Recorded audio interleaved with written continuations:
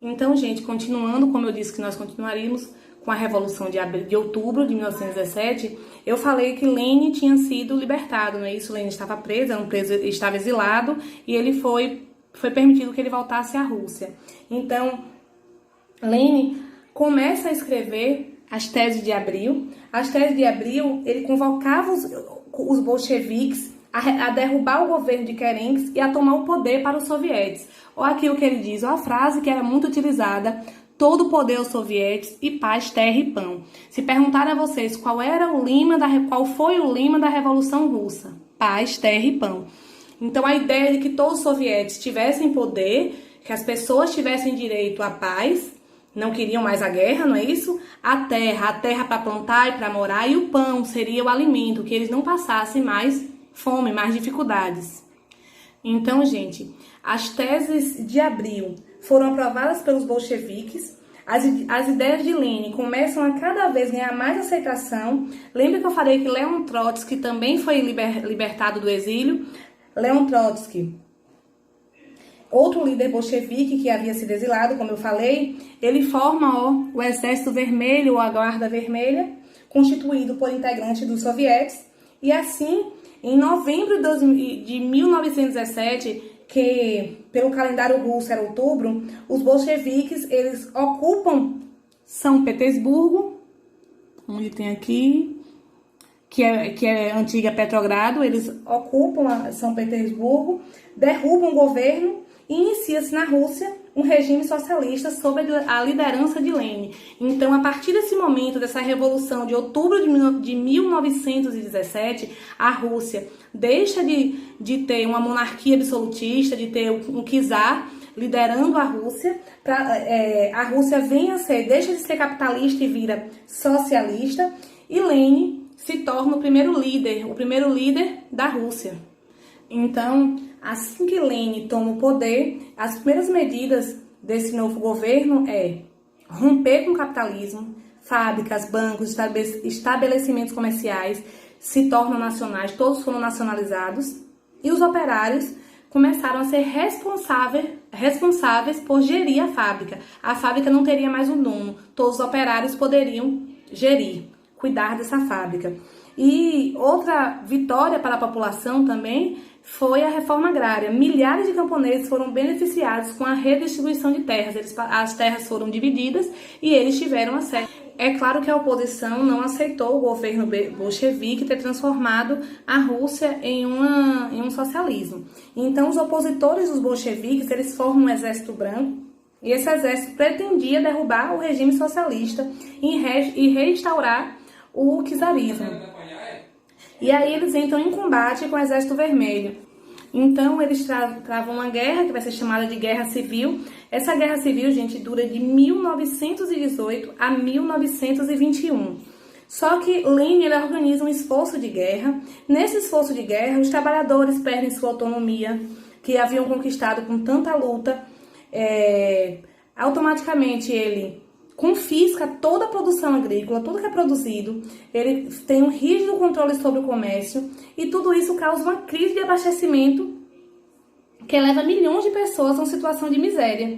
Então, tudo que eles lutaram, eles foram perdendo. Lênin vai ficando cada vez mais radical, e aí ele tira a liberdade de imprensa, que já tinha sido uma conquista também.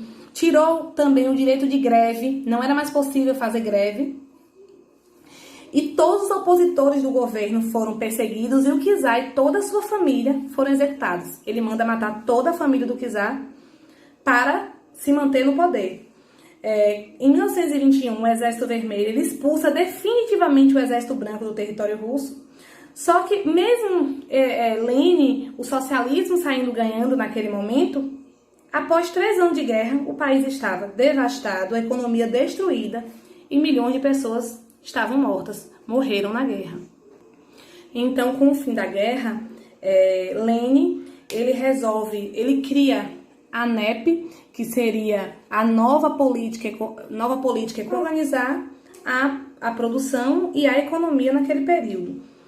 A Rússia retoma sua produção agrícola e industrial, começa a se formar cooperativas, mas apesar de Lênin, naquele momento, trazer medidas para melhorar a economia, ele cada vez mais centralizava o poder para ele, centralizava o poder, ficava em torno dele, e aí criou-se o Partido Comunista, e qualquer oposição ao Partido Comunista era proibida. Então, a liberdade de imprensa foi totalmente extinta, e os soviéticos deveriam seguir todas as determinações do partido. Acabou que virou uma ditadura. Aí ele resolve reorganizar o Estado, e é nesse momento que é fundado a URSS, que seria a União das Repúblicas Socialistas Soviéticas, com o nome de União Soviética. Então, a partir desse momento, a Rússia deixa de ter o nome de Rússia e vira o URSS, ou União Soviética, como é mais conhecida. Em janeiro de 1924, gente, Lenin morre. Então, após a morte de Lenin, há uma disputa pelo poder. E essa disputa vai se dar aqui, ó, em torno de Trotsky e Stalin. Trotsky era o líder do Exército Vermelho e Joseph Stalin era o secretário-geral do Partido Comunista. Nessa disputa, Stalin sai vitorioso. Haviam duas ideias. Trotsky, ele queria uma revolução mundial permanente, e ele queria que o socialismo fosse em escala mundial, que o mundo inteiro fosse socialista. Em Stalin, não. Stalin pensava no socialismo em um só país. Ele queria, primeiro, consolidar o socialismo dentro da União Soviética, que não era mais Rússia, lembram-se? Não, deixa de ser Rússia, vira União das Repúblicas Socialistas Soviéticas. Então, ele tinha a intenção de Stalin era consolidar o socialismo dentro da União Soviética para depois expandir para outros países. Então, Stalin, assim que assume o poder, ele também abole a NEP, ele vai abolir a NEP, vai criar, os planos quinquenais. Aqui, que era uma planificação econômica, era um plano econômico para fazer com que crescesse, com que a economia da Rússia crescesse. Então, esse plano previa uma melhora na produtividade agrícola, e também a produção no campo passa a ser coletiva e organizada em cooperativas ou fazendas pertencentes ao Estado. Então, o povo já não estava mais produzindo para si mesmo. A industrialização também foi prioridade do Estado naquele período, e a indústria cresceu de maneira acelerada. Foram criadas grandes hidrelétricas e siderúrgicas. Elas foram construídas no final da década de 30. A União Soviética já tinha se tornado um país industrializado, alcançando um grande desenvolvimento econômico.